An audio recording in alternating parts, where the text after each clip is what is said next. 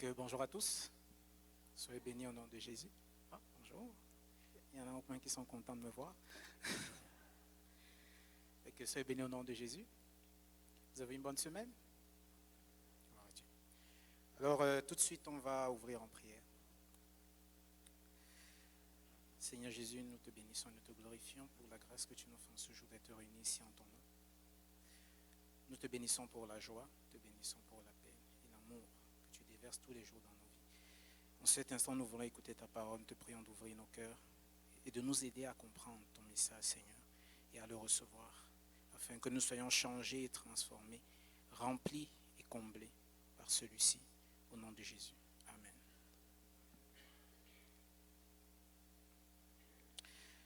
Alors, le thème de l'année, d'après ce que le pasteur Daniel disait le dimanche dernier, c'est « En toi, je sais qui je suis ». Ou en d'autres termes, « En Dieu, je sais qui je suis ». Et c'est par rapport à ce thème que j'ai souhaité partager le message en ce matin. Fait que le thème de mon message, ça va être « Quelle est notre identité en Jésus-Christ » ? Quelle est notre identité en Jésus-Christ ? Et on va lire Genèse 1, verset 26.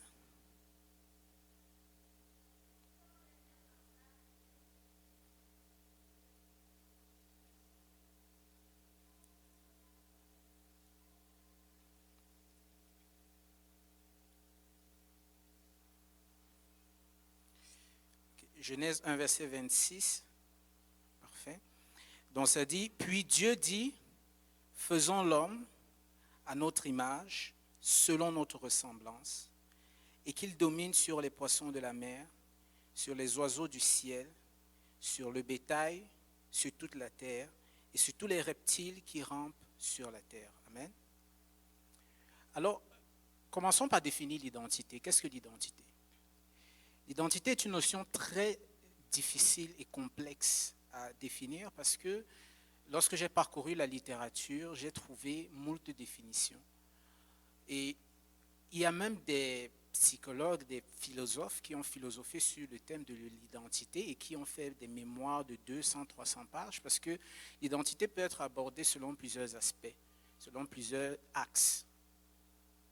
Et chacun essaie de définir l'identité selon sa compréhension, selon son expérience.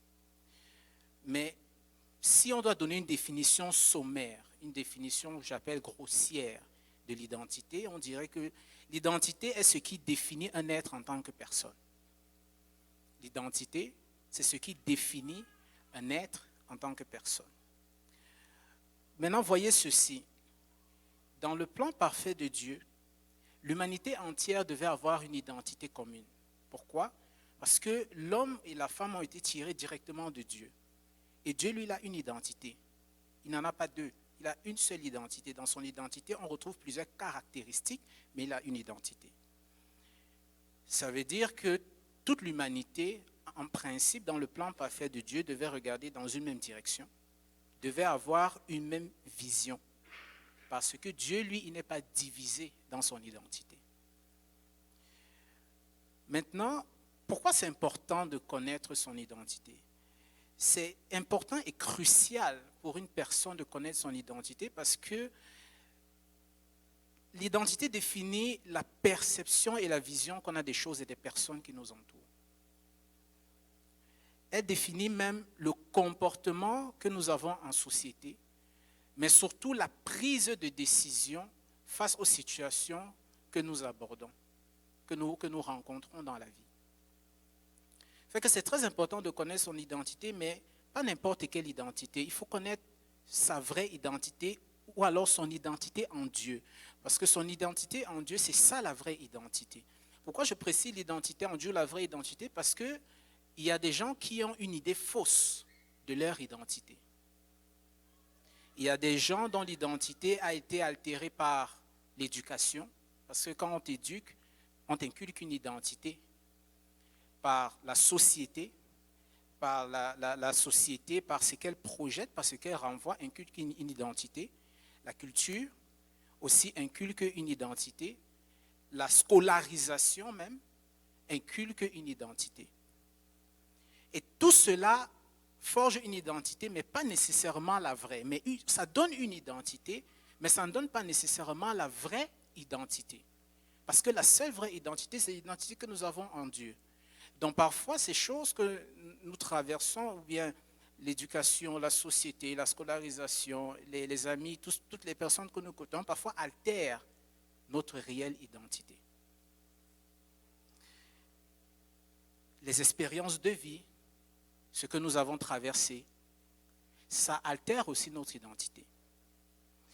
Et vous voyez, quelqu'un peut se retrouver, nous pouvons nous retrouver en train de vivre une vie et faire des choix de vie qui sont en inadéquation avec l'identité que Dieu nous a donnée. Parce que nous avons la conviction que ce que nous pensons être est vrai, alors qu'en réalité, ce n'est pas le cas. Par exemple, il y a des gens qui n'ont jamais connu Dieu de toute leur vie. Il y a des gens qui n'ont jamais donné leur vie en Dieu et qui ont vécu leur vie sans Dieu. Et donc, ils ont fait des choix de vie sans Dieu. Mais est-ce qu'en réalité, ils ont vécu la vie que Dieu avait prévue pour eux? Non. Mais ils ont vécu, ils avaient une identité. Ou alors, vous avez des gens qui ont connu Dieu, nous les chrétiens, qui connaissent la parole, mais qui décident tout simplement de faire des choix qui sont en dehors de la parole, volontairement. Ils connaissent la parole, c'est-à-dire connaissent le plan de Dieu, le plan parfait de Dieu pour eux, mais ils donnent la préséance à ce qu'ils pensent. Le moi, je pense que, c'est-à-dire je lis une parole, je sais quelle est la volonté de Dieu pour moi, ou bien le Seigneur se révèle à moi en tant que chrétien, mais je dis, moi je pense que ce qu'il est bon de faire, moi je pense que ce qu'on devrait faire, moi je pense que, et tranquillement, pas vite, je m'écarte de la réelle identité que Dieu avait pour moi. Il y a certains carrément qui se pensent au-dessus de Dieu, c'est-à-dire pour eux, ce que Dieu dit n'a aucune importance, ils sont leur Dieu. Et donc ils font aussi des choix de vie en fonction de cela, et ils ont aussi une identité qui n'est pas celle de Dieu, mais une identité pareille. Alors, il y a d'autres qui privilégient l'identité que la société leur a donnée, l'identité professionnelle, l'identité scolaire, familiale, etc. Je vais vous prendre un exemple. Vous connaissez peut-être, vous connaissez Tarzan, l'histoire de Tarzan, le dessin, ou bien je trouve cet exemple tellement probant parce que Tarzan, c'est l'histoire fictive, pour ceux qui ne connaissent pas Tarzan, c'est l'histoire fictive d'un homme qui a été élevé par des singes. Et Tarzan n'a connu que la jungle, il n'a connu que les singes, la jungle, etc. Et Tarzan marche comme un singe. Tarzan parle comme un singe. Tarzan se nourrit comme un singe alors qu'il est un homme. Mais la connaissance que Tarzan a de lui-même, c'est qu'il est un singe. Pourquoi? Parce que dès son bas âge, depuis qu'il était bébé, ce sont les singes qui l'ont élevé. Et pour lui, il n'a aucune conscience de son identité humaine. Pour lui, il est un singe. Alors, il parle comme un singe, il se déplace comme un singe, il se nourrit comme un singe, alors qu'il est d'origine humaine.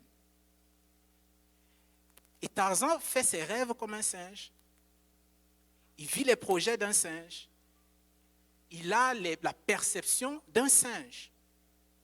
Mais c'est un homme. Et vous savez, nous aussi, nous sommes parfois comme ça.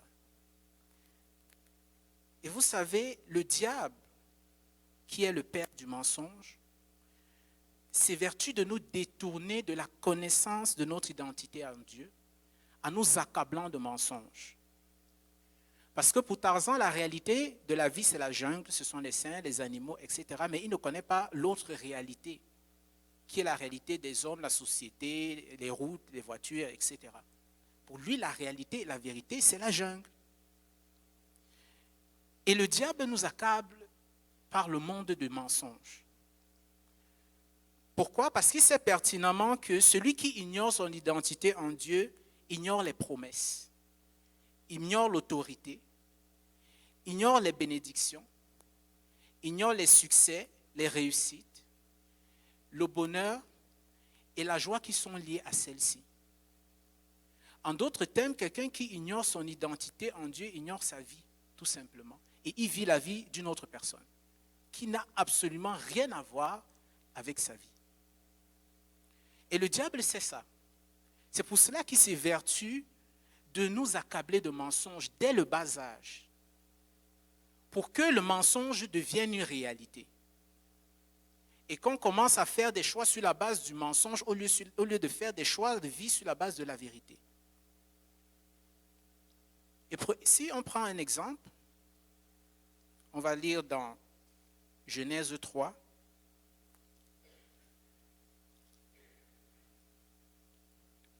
Genèse 3, versets 1 à 6. Genèse 3, versets 1 à 6.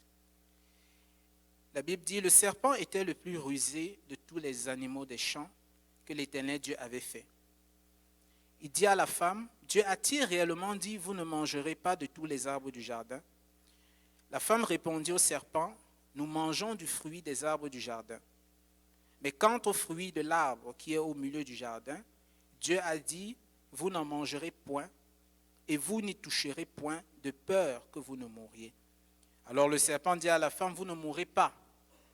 Mais Dieu sait que le jour où vous en mangerez, vos yeux s'ouvriront et vous serez comme des dieux, connaissant le bien et le mal. » La femme vit que l'arbre était bon à manger et agréable à la vue, et qu'il était précieux pour ouvrir l'intelligence. Elle prit de son fruit et en mangea, et elle en donna aussi à son mari qui était auprès d'elle, et il en mangea. Alors, qu'est-ce qu'on voit dans ce passage?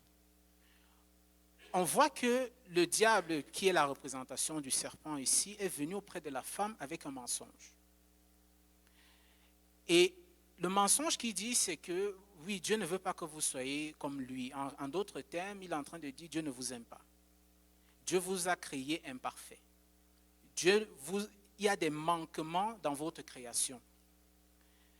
Et la femme décide de laisser pénétrer ce mensonge dans son cœur. Et la Bible dit que la vision que la femme avait sur le fruit défendu, tandis qu'elle savait pertinemment que Dieu lui avait interdit de manger le fruit, parce qu'elle le dit très bien au serpent, mais sa vision automatiquement quant au fruit a changé. Pourquoi?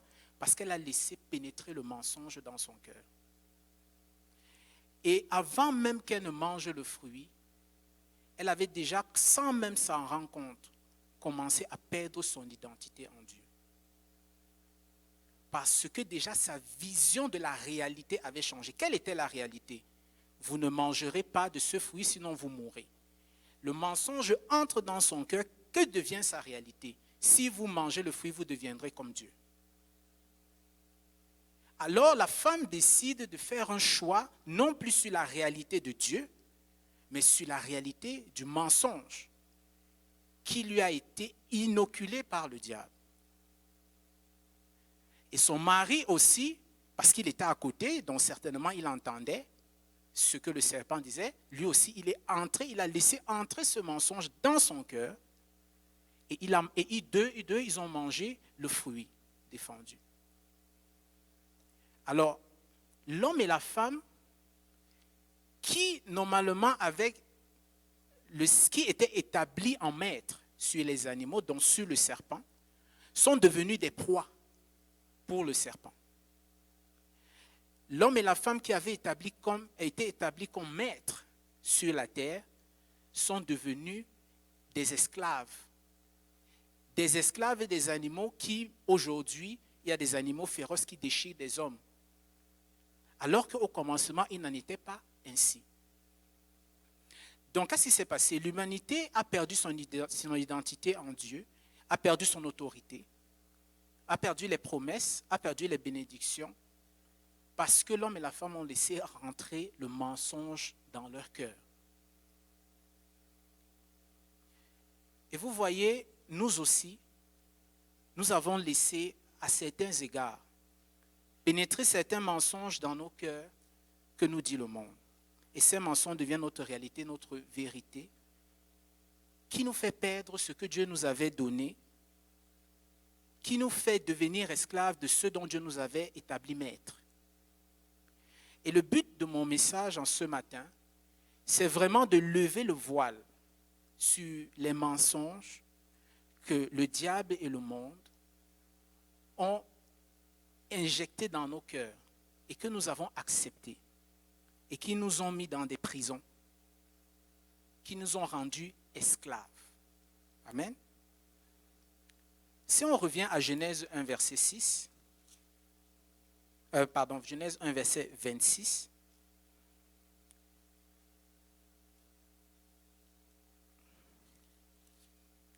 alors, la Bible dit, puis Dieu dit. On va d'abord s'arrêter là.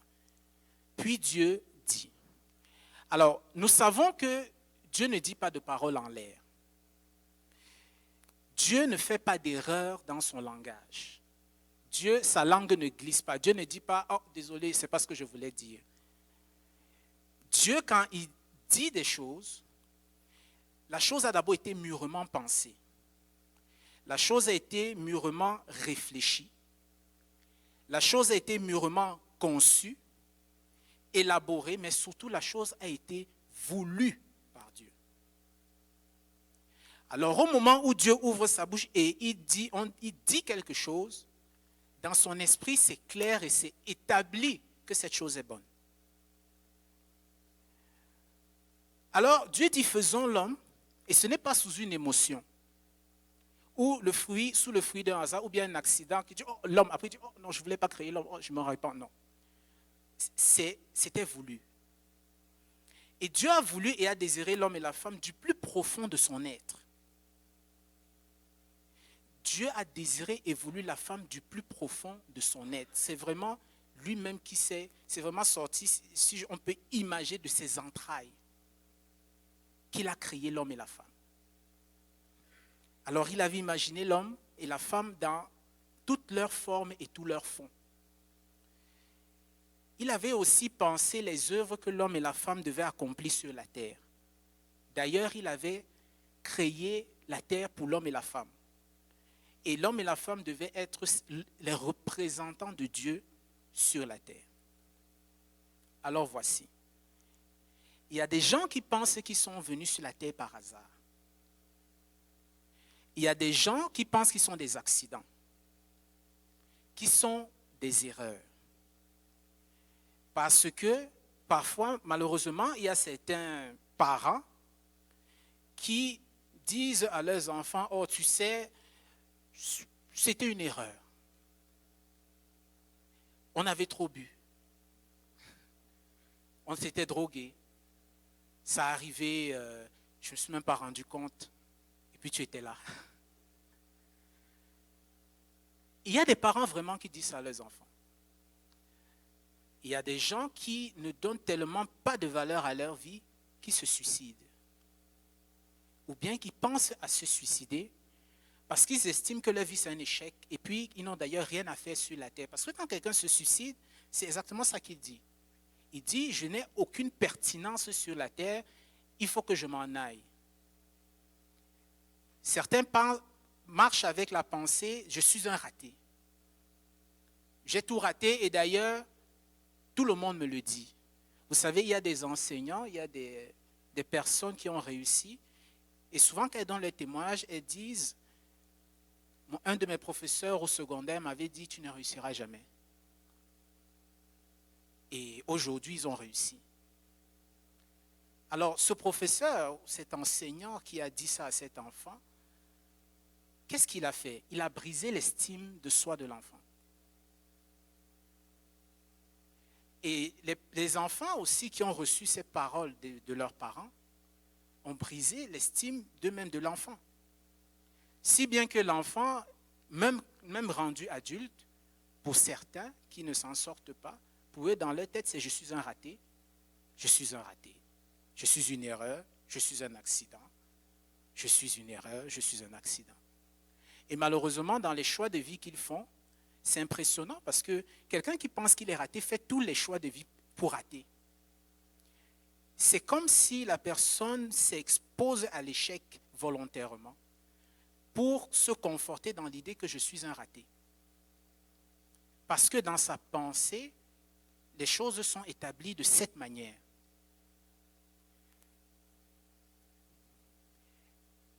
Et c'est une perception erronée. C'est une perception fausse de notre personne. Parce que il n'y a aucun être humain que Dieu a créé qui est inutile. Il n'y a personne qui est venu sur la terre pour rien. Ça n'existe pas. Toute personne qui est sur la terre est arrivée premièrement en son temps et deuxièmement pour faire quelque chose ou accomplir quelque chose. Il n'y a personne qui a été conçu par Dieu pour échouer. Ça n'existe pas parce que dans Dieu, dans son identité, l'échec n'existe pas. Quand je parle de l'échec, je parle vraiment de quelqu'un qui dit qu'il a raté sa vie. Ce n'est pas le plan initial de Dieu. Dieu en lui n'a pas l'échec. Dieu en lui, il a la réussite. Maintenant, tu peux traverser des difficultés. Certes, tu peux avoir des épreuves. C'est correct, c'est la vie. Mais quelqu'un ne peut pas statuer et dire que ma vie est un échec. Ta vie n'est pas un échec. Tu peux faire face à un échec, mais ta vie n'est pas un échec. Tu peux avoir des circonstances où tu échoues et tu apprends de tes échecs et de tes erreurs, mais ce n'est pas que toute ta vie se résume en un échec. Parce que le Dieu qui t'a pensé, quand il a pensé à Paul, il n'a pas pensé que Paul est un échec. Il n'a pas pensé Paul en un accident ou bien un fait du hasard. Il a pensé que chacun de nous devait réussir dans un domaine précis. Et maintenant, le monde nous fait croire que nous devons, voilà les modèles de réussite. Voici les directions de réussite. On nous donne des critères de réussite. Si tu as réussi, il faut que tu fasses ça. Si tu n'as pas fait ça, ça veut dire que tu n'as pas réussi. De quel droit vous me jaugez? De quel droit le monde nous jauge? Vous me donnez des modèles de réussite. Vous me connaissez? Vous ne me connaissez pas. Ce n'est pas le monde qui nous a fait. C'est Dieu.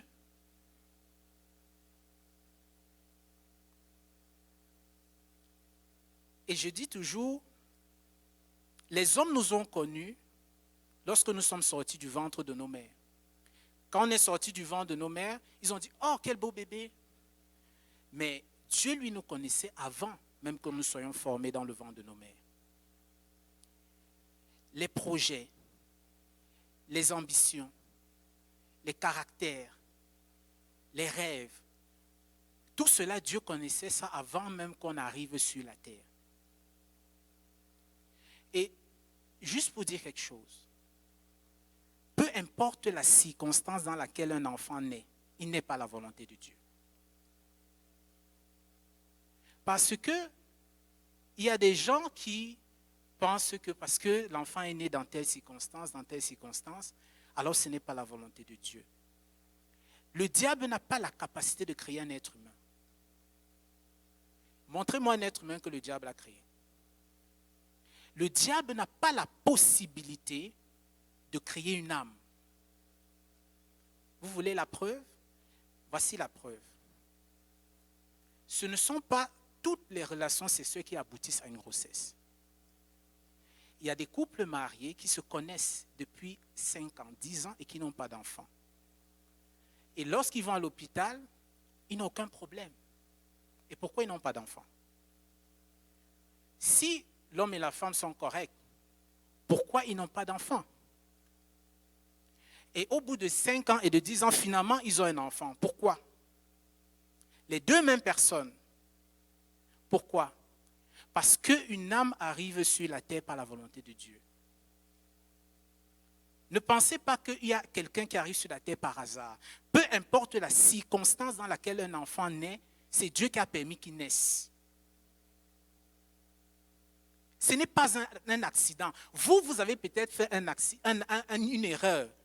Peut-être les parents ont fait une erreur ou bien pensaient faire une erreur. Mais l'enfant qui naît là, c'est Dieu qui l'a envoyé. Il n'y a pas de personne qui arrive sur la terre que le diable a envoyé. Et il y a des gens qui pensent que non, parce que on m'a conçu sur la banquette d'une voiture, que je suis moins aimé. Ça n'a aucune importance. Ce que les parents font, ils ont fait, ça c'est leur problème.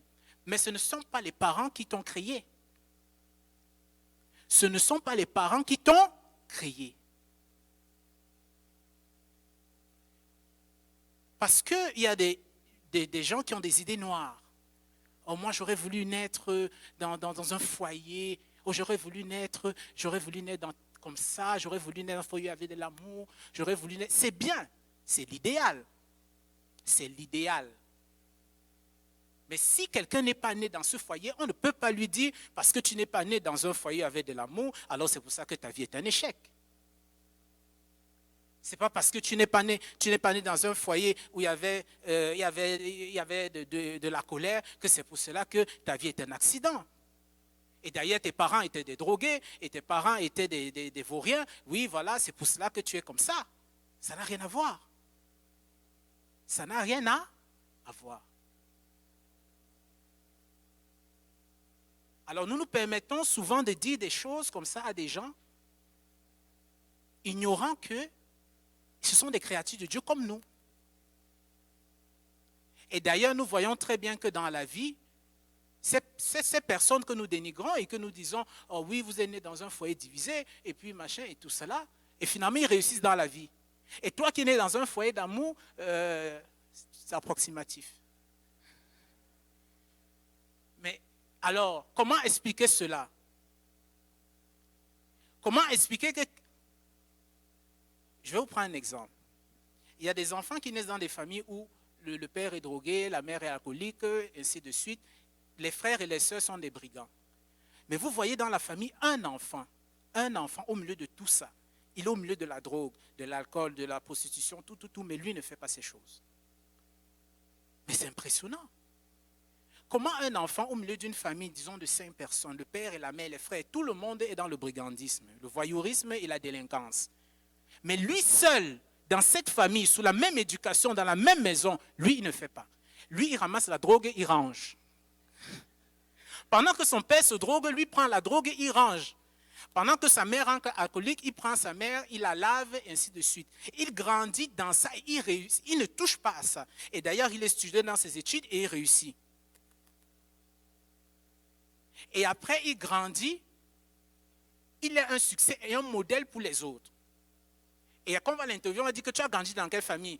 Mon père était alcoolique, ma mère était une droguée, et puis mon frère. Qu'est-ce que ça nous prouve? La destinée de ce garçon n'est pas liée à sa famille. C'est lié à Dieu. C'est vrai que la famille influence, nous ne disons pas le contraire. Mais la destinée de quelqu'un est liée à Dieu. Et à Dieu seul. L'identité de quelqu'un, c'est Dieu qui la donne. C'est Dieu qui la donne.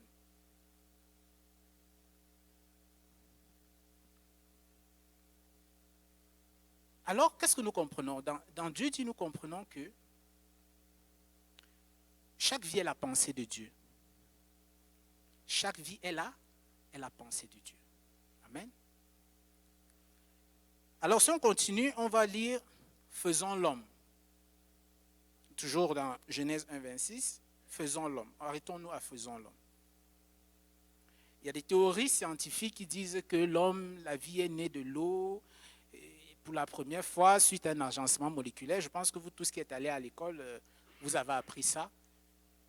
Et puis, de là sont nées les bactéries, les poissons, les animaux. Et ensuite, il y a un singe qui est créé. Et puis, l'évolution du singe a donné l'homme. Moi, je n'ai rien à voir avec le singe.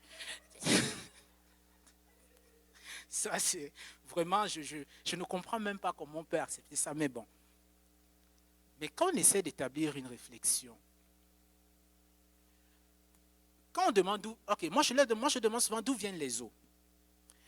On va dire, oui, dans le temps, la Terre était en fusion, et puis la Terre a refroidi, il y a eu condensation, et ça a donné les eaux. Très bien. Et la Terre, là, qui est en fusion, elle vient d'où? Oui, elle vient du Big Bang, une sorte d'explosion, ainsi de suite. Très bien. Mais pour que j'explose, il me faut du matériel. Il n'y a rien qui explose comme ça dans le vide. Ces molécules-là, elles viennent d'où? Et au fur et à mesure qu'on remonte, la science devient bouche bée. Et n'est plus capable de donner de réponses, je peux dire, terre à terre, pour justifier la venue de la vie. Alors ils disent, c'est l'univers. C'est l'univers qui a créé les molécules et les atomes, et voilà, ça a explosé.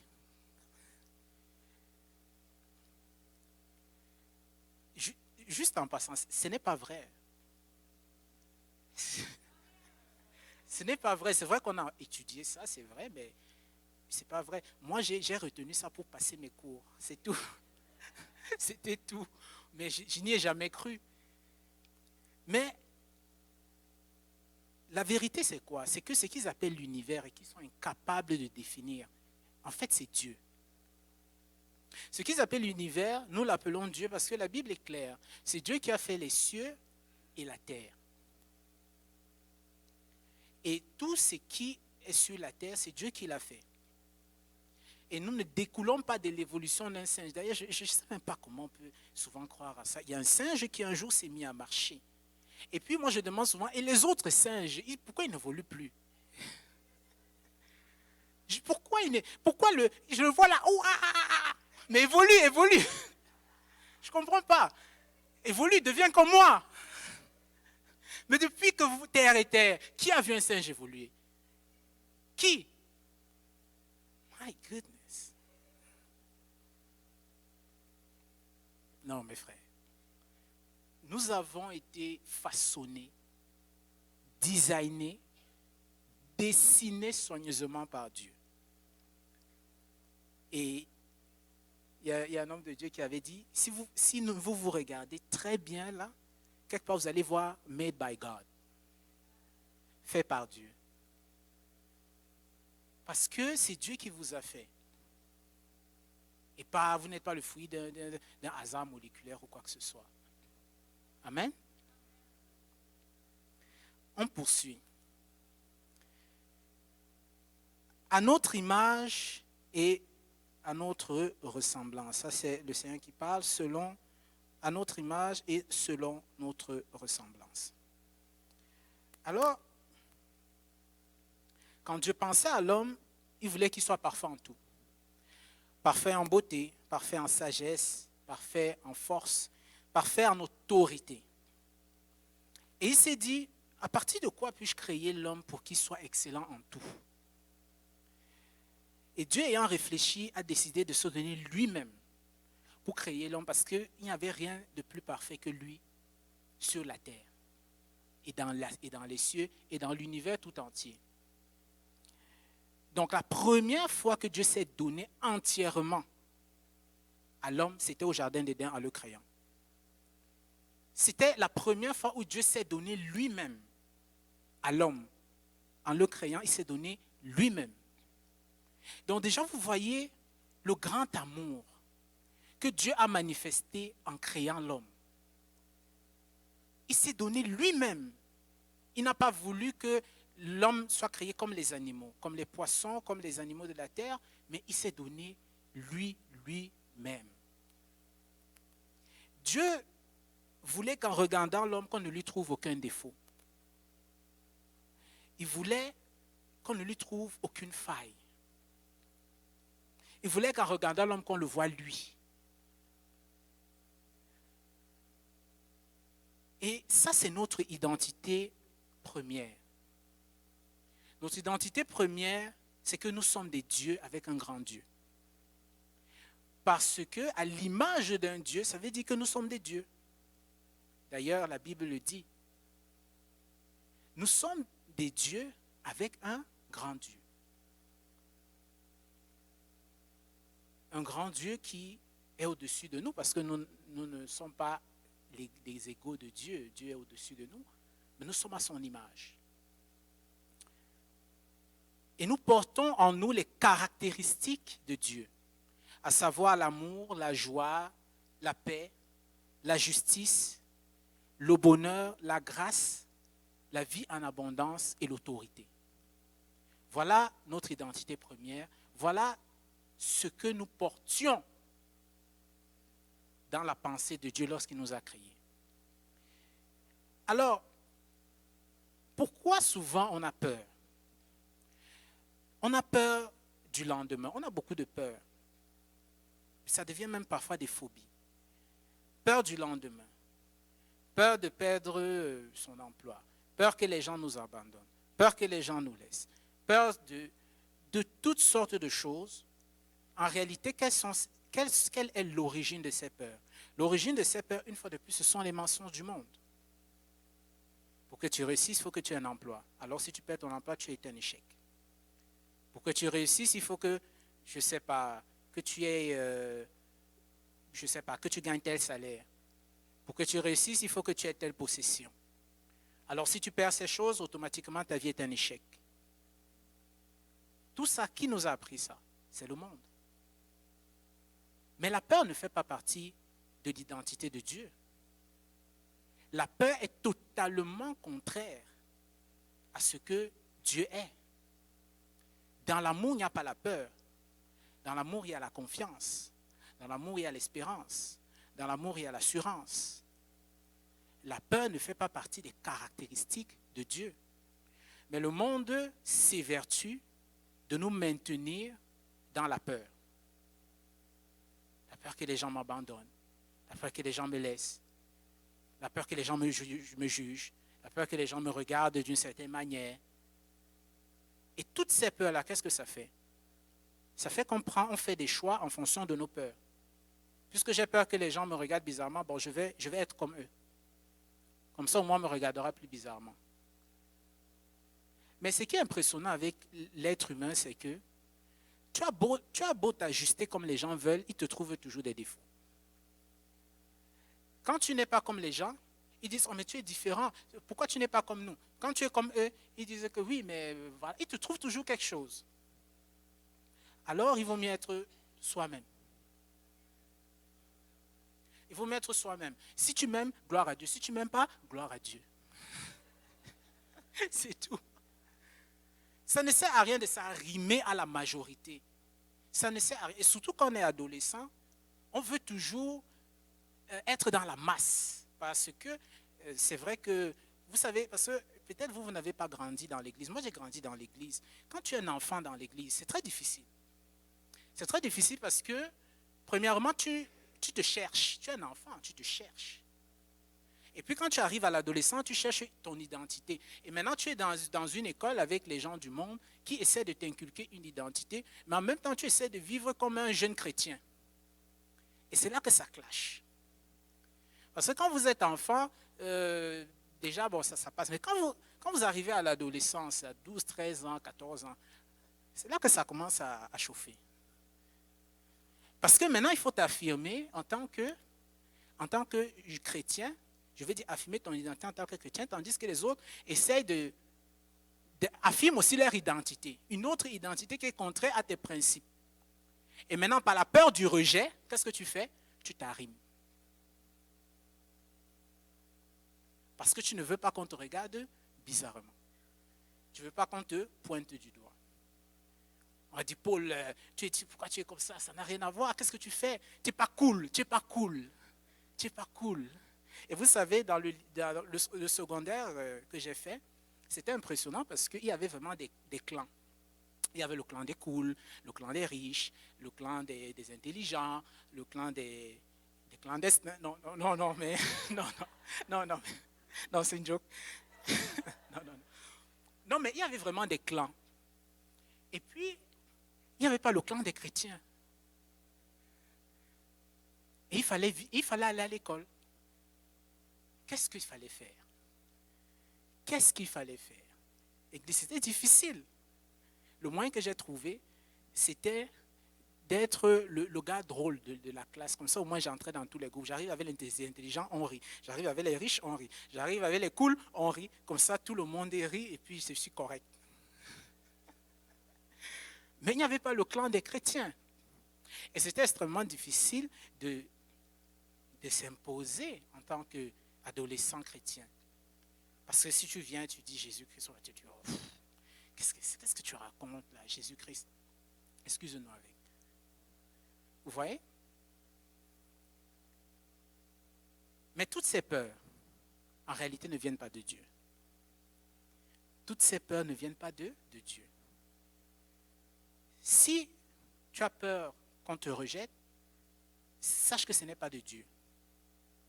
Parce que Dieu, lui, il ne t'a pas rejeté, il t'a désiré, il te désire, il te veut.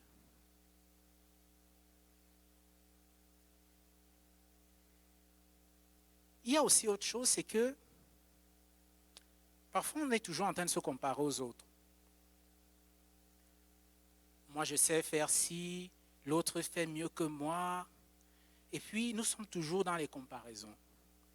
L'autre est plus capable que moi, l'autre a plus de capacité que moi, l'autre a plus de dons que moi, l'autre a plus de talents que moi. Mais en réalité, les talents que j'ai, que Dieu m'a donnés, les capacités que Dieu m'a données sont parfaites pour moi.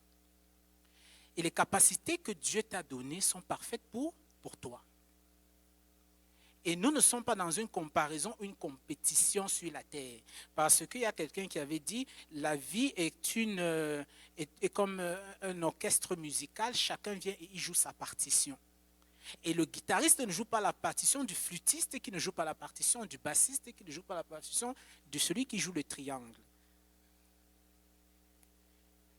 Chacun joue sa partition.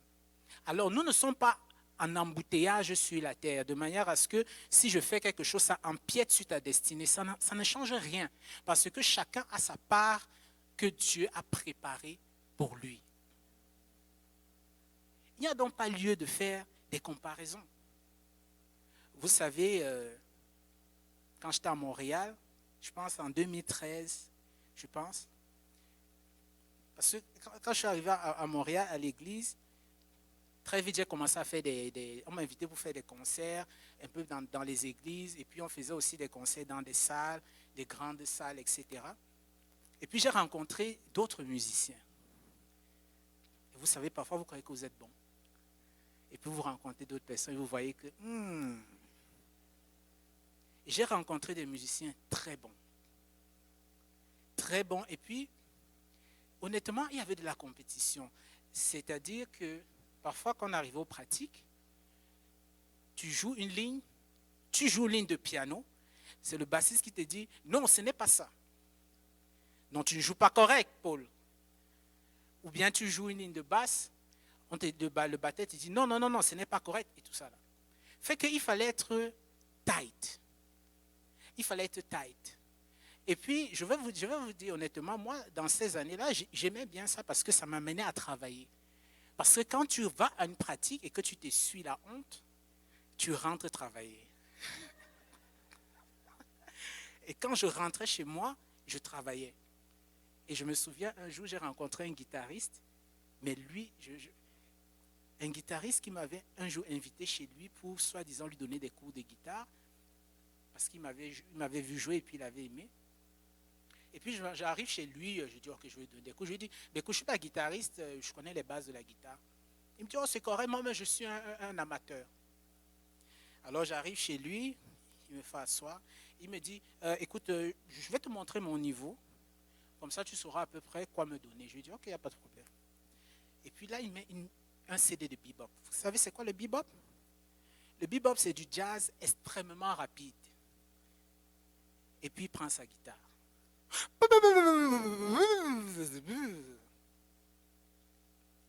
Et puis là, je suis resté. J'ai dit, mais en fait, il m'a appelé pour m'humilier, en fait. En fait, il m'a appelé chez lui pour me montrer qu'il jouait mieux que moi, en fait. En fait, c'est ça qu'il a fait. Parce que je ne comprends pas comment tu me dis que tu es un débutant, et puis je viens chez toi, et puis tu sors des lignes que moi, mais je ne suis pas capable de faire. J'ai dit, ok, mon frère, il n'y a pas de problème. Je suis rentré chez moi, je me suis enfermé pendant 3 mois. Je ne faisais que l'église, l'école et la maison. J'ai dit, je vais seulement avoir une vie sociale quand je vais pouvoir jouer comme lui. Oh, mes frères. Et je l'ai fait. Je dis, pendant 3 mois, un été, je ne faisais plus rien.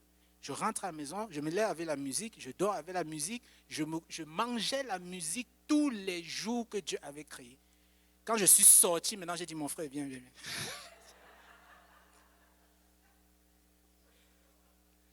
Non, mais c'était un peu dans ce climat qu'on était. C'était vraiment très, très compétitif. Mais vous savez, Dieu est merveilleux. Un jour, on était à l'église, et puis, en général, à l'église, c'est moi qui jouais la basse. Mais ce jour-là, j'ai joué le piano.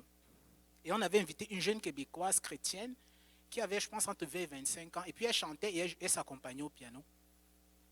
Alors, quand on a fini la louange, elle est venue, je lui ai dit, tu veux quel son? Parce que moi j'utilisais les couches là, j'utilisais voilà, beaucoup de sons. Elle me dit, non, mets-moi le son piano. J'ai mis le son piano. Et puis, je suis parti sur le backstage. Quand je suis parti sur le backstage, je causais avec les frères. Et puis, elle a commencé à jouer. Mes frères, quand elle a commencé à jouer, j'ai senti quelque chose me frapper dans l'esprit. J'ai couru, je suis quitté du backstage, je suis remonté sur le stage parce que je me disais qu'elle jouait en playback. Je suis remonté sur le stage. Je l'ai regardé. Et vous savez ce qui m'a impressionné? C'est qu'elle jouait très simplement. C'est-à-dire comme quelqu'un qui vient d'avoir 6 mois de cours de piano, là, qui apprend ses premiers accords. Do, do, fa, fa, sol. C'est comme ça qu'elle jouait. Mais avec une telle onction. Je la regardais comme ça. J'ai dit, mais attends, non. Je regarde ses doigts, j'ai dit, est-ce qu'elle joue do? J'ai dit, oui, c'est bien do. Je regarde ses doigts, j'ai dit, mais elle joue un do naturel. Le do plate. Mais j'ai dit, mais comment, qu'est-ce que j'entends? Comment elle fait? Qu'est-ce qui sort de là? Je ne comprends pas. Je dis do, do simplement. J'ai dit, mais ce n'est pas possible. Et puis je la regardais comme ça, j'essayais de scotcher. Et là, le Seigneur m'a dit, tu vois, elle peut-être ne connaît pas autant d'accords que toi. Mais le peu qu'elle connaît, elle a valorisé. Et elle a mis à mon service. Et moi, je l'utilise pour impacter. Toi, tu connais beaucoup. Et si tu te soumets à moi, je veux aussi t'utiliser pour impacter. Mais ce n'est pas une affaire de quelqu'un qui connaît beaucoup d'accords ou peu d'accords. C'est une affaire de cœur. Je dis, mais est-ce qu'elle est ce do ouin, un do ouin? Cette fille m'a impressionné. Quand je suis rentré, c'était une bonne leçon pour moi. Dans ce climat de compétition, j'ai dit, mais en fait, ça ne sert à rien. Ça ne sert à rien. Si quelqu'un peut venir jouer do fa et impacter tout le monde, qu'est-ce que moi je joue? J'ai dit, mais ça ne sert à rien que je me batte avec eux. Et c'est ça le truc, mes frères, c'est que chacun a sa grâce. Et chacun, quand il évolue dans la grâce que Dieu lui a donnée, il excelle. Il excelle quand il a le cœur soumis à Dieu. Alors peut-être tu penses que tu connais peu. Ou bien le peu que tu as, tu estimes que ce n'est pas suffisant. Certains même disent qu'ils ne connaissent rien, ce qui est impossible. Tout le monde sait faire quelque chose. Mais le peu que tu as, mets-le au service de Dieu. Valorise-le et tu verras ce que le Seigneur en fera. Amen. Alors on poursuit dans notre Genèse 1, 26. On dit, nous sommes faits pour dominer. Alors, nous avons été créés pour dominer et régner en maître. Nous sommes des autorités établies par Dieu. Nous sommes des princes, des princesses, des fils et des filles du roi des rois. Et le diable veut nous rendre esclaves, esclaves du travail, esclaves de l'argent, esclaves de la drogue, de la colère, esclaves des biens, esclaves de nos envies. Il veut nous rendre esclaves de beaucoup de choses. Mais pensez que Dieu, lui, il ne nous a pas pensé esclaves, mais il nous a pensé maîtres. Amen. Alors, peu importe la chose dont tu es esclave, ce n'est pas la volonté de Dieu. La volonté de Dieu, c'est que tu sois maître, maître de toi-même, maître des circonstances, maître de ta vie, maître de tes succès, maître de tes réussites, maître de tes bénédictions. C'est ça la volonté de Dieu. En réalité, nous sommes des conquérants. Nous sommes des victorieux, nous sommes des créatures merveilleuses, nous sommes des bien-aimés de Dieu. Mais regardez, malheureusement, nous avons perdu ce statut au Jardin d'Éden parce que nous avons lu. Et regardez ce que Dieu a fait dans son amour infini. Et c'est impressionnant ce que le Seigneur a fait lorsque la femme et l'homme ont péché. Lisons Genèse 3, 21.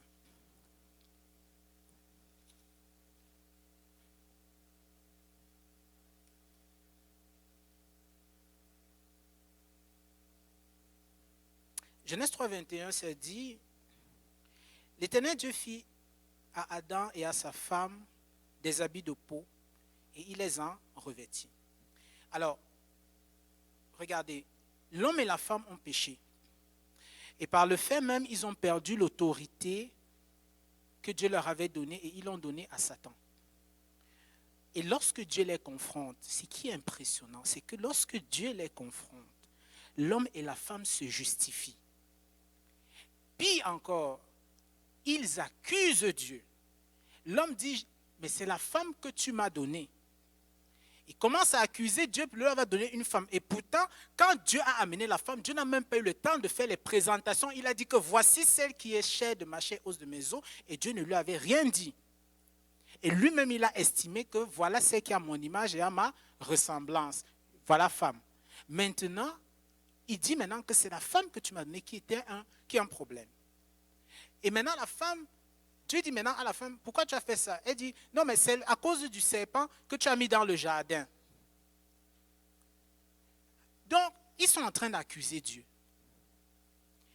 Et vous savez, lorsque l'homme et la femme s'adressent à Dieu, ils sont nus. Du moins, leur nudité est dévoilée. Or, la nudité, c'est quoi? La nudité, c'est le péché. Je veux dire, la nudité dévoilée, c'est le péché. Maintenant, regardez ce que Dieu fait.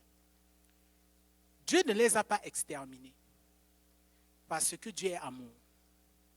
Mais au contraire, Dieu tue un animal. Il verse le sang de l'animal et il couvre la nudité de l'homme et de la femme avec la peau de l'animal. Donc, Dieu a sacrifié un animal pour couvrir provisoirement le péché de l'homme et de la femme alors qu'ils ne se sont même pas repentis. Parce que quand vous lisez la Bible, à aucune place l'homme et la femme ne se sont repentis. Mais seulement à cause de l'amour de Dieu, à cause de lui-même, Dieu a décidé de ne pas exterminer l'humanité, mais de couvrir le péché de l'homme et de la femme. Et cette couverture que le Seigneur a faite, en réalité, protégeait l'homme et la femme de la colère de Dieu face à l'homme, en attendant que l'homme soit parfaitement sauvé.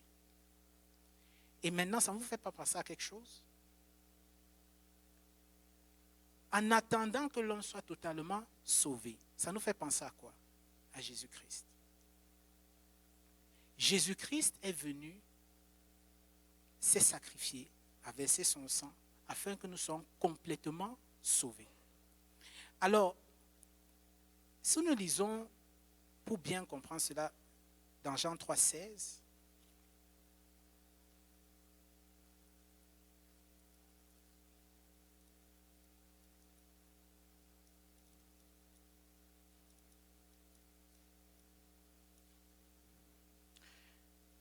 Jean 3, 16, que nous connaissons bien, car Dieu a tant aimé le monde qu'il a donné son Fils unique afin que quiconque croit en lui ne périsse point, mais ait la vie éternelle. Alors ce n'est pas à l'avènement de Jésus, ce n'est pas à l'avènement de Jésus sur la terre que Dieu a tant aimé le monde, comme certains le pensent. Dieu avait tant aimé le monde depuis le jardin d'Éden, qu'il avait couvert le péché de l'homme et de la femme, tandis qu'il ne s'était même pas repenti. C'est déjà là que Dieu avait manifesté son amour. Et Jésus n'est venu qu'accomplir parfaitement ce que Dieu avait déjà fait au jardin d'Éden. Alors Jésus est mort et ressuscité pourquoi? Jésus est mort et ressuscité pour nous réhabiliter dans notre identité en Dieu. Pour que tout ce que nous avions perdu à cause du péché et des mensonges, que nous le retrouvions. L'autorité, que nous la retrouvions. Les bénédictions, que nous les retrouvions. Et tandis que nous étions encore dans les ténèbres et que nous n'avions aucun égard pour Dieu, Jésus s'est sacrifié. Personne ne s'est repenti avant que Jésus ne se sacrifie. Jésus s'est sacrifié, il n'a pas attendu que les gens se répandent. Moi, je ne me suis pas repenti avant que Jésus ne se sacrifie. Jésus a manifesté son amour avant même que nous ne nous repentions. Et donc, en Jésus-Christ, Jésus-Christ est le seul, je dis bien, le seul moyen pour retrouver son identité en Dieu. Alors, s'il y a quelqu'un, je ne sais pas, s'il y a quelqu'un qui n'a pas encore donné sa vie à Jésus, je vous exhorte, donnez-la lui, afin de retrouver votre statut en Dieu. Parce que la vie et les choix que vous faites sans Dieu, ce n'est pas votre vie. Vous êtes en train de vivre une autre vie qui n'a rien à voir avec la vôtre. Mais si vous voulez vivre votre vie, il faut retrouver votre identité en Dieu et donc il faut accepter Jésus-Christ comme Seigneur et Sauveur. Et pour nous qui avons accepté Jésus-Christ comme Seigneur et Sauveur, nous avons le devoir aussi de présenter Jésus aux autres qui sont encore perdus. Parce qu'il y a beaucoup dans le monde qui sont décontenancés, déboussolés, qui n'ont aucun repère et qui font des choix de vie sur la base de ce qu'ils connaissent. Et ils sont dans une sorte de cercle vicieux où eux-mêmes ils ne trouvent pas d'issue. Mais nous avons la solution, nous avons l'issue, c'est Jésus-Christ. Et nous avons le devoir de leur présenter Jésus-Christ. Que ce soit par la parole, que ce soit par le caractère, que ce soit par la prière, nous avons le devoir de leur présenter Jésus-Christ. C'est ça l'amour. Afin que eux comme nous vivions notre identité en Dieu. Amen. Donc si je dois résumer ce message, Dieu nous aime. Il nous aime depuis le commencement. Que les hommes vous aiment, que les hommes ne vous aiment pas, ça ne change rien. Dieu vous aime. Ce n'est pas le fait que quelqu'un t'aime qui définit ce que tu es. Si quelqu'un t'aime, si quelqu'un ne t'aime pas, ça ne change rien à ce que tu es. Dieu t'a voulu, Dieu m'a voulu, Dieu nous a voulu, Dieu nous a aimés. Et en Jésus-Christ, nous vivons le vrai bonheur. Que le Seigneur vous bénisse.